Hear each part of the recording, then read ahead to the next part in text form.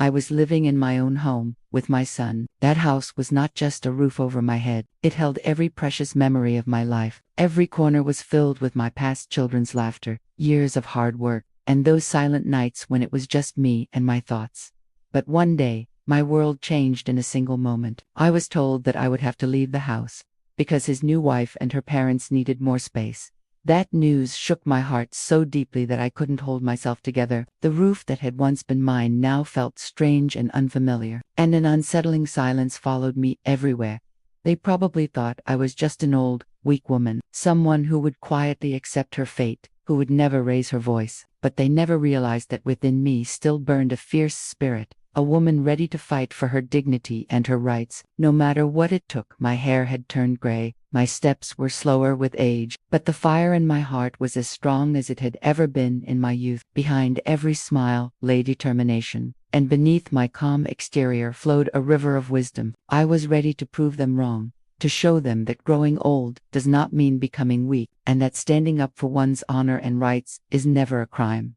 With that resolve in my heart, I was about to begin a battle for my home, for my pride, and for what was rightfully mine, a battle that would serve them a lesson they would never forget. I quietly packed my suitcase, each fold and zip done with steady hands, as if nothing mattered. I said nothing, made no scene, and let them have their way. The house, the space, the control. I walked out calmly, pretending to accept what they thought was my weakness. But barely an hour had passed when the atmosphere inside completely shifted. Whispers began, jaws dropped, and faces turned pale with shock, because what happened next was something no one could have predicted, something so unexpected that it left everyone speechless, frozen in disbelief. They had thought they had defeated me, that I was just an old, powerless woman, but they had gravely underestimated what I was capable of. And in that moment, I realized, sometimes, the quietest ones are the most dangerous, the ones you least expect to fight back, and what was about to unfold would change everything in ways they could never have imagined.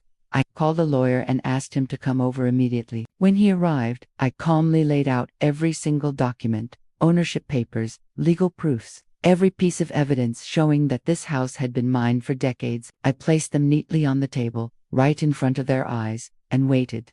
For a moment, there was silence, a heavy, tense silence that seemed to stretch on forever. They looked at me, expecting hesitation, weakness, maybe even tears, but there was none of that. They had assumed I would quietly surrender, that I would let them take everything without a fight. But what they saw next completely shattered their assumptions. Their confident expressions crumbled into disbelief, their whispers grew louder, and their smug smiles vanished. They couldn't believe that I had prepared, that I knew my rights, that I was ready to defend what was mine. I could see it in their eyes, shock, confusion, and maybe even a little fear. They had underestimated me, just like everyone else had. They thought an old woman would be easy to push aside, but they had no idea that I was stronger, sharper, and more determined than they could ever imagine.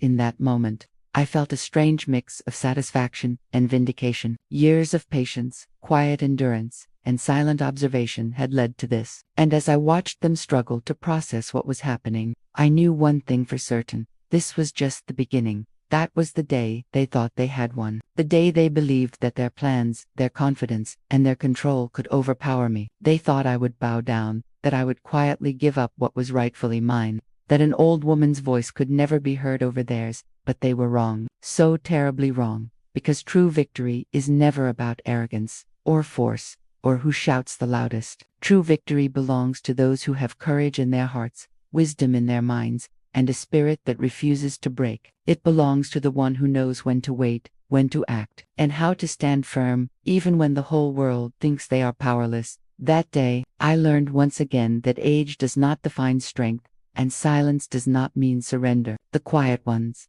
the ones who have endured and observed, can strike in ways no one expects. And as I looked at them, bewildered and defeated, I felt a quiet satisfaction, a sense of triumph that came not from anger, but from knowing that I had honored my dignity, my home, and my rights. So I ask you, what do you think? Did I do the right thing, or was it something more, a lesson not just for them, but for anyone who underestimates the power of patience, courage, and a woman determined to fight for what is hers?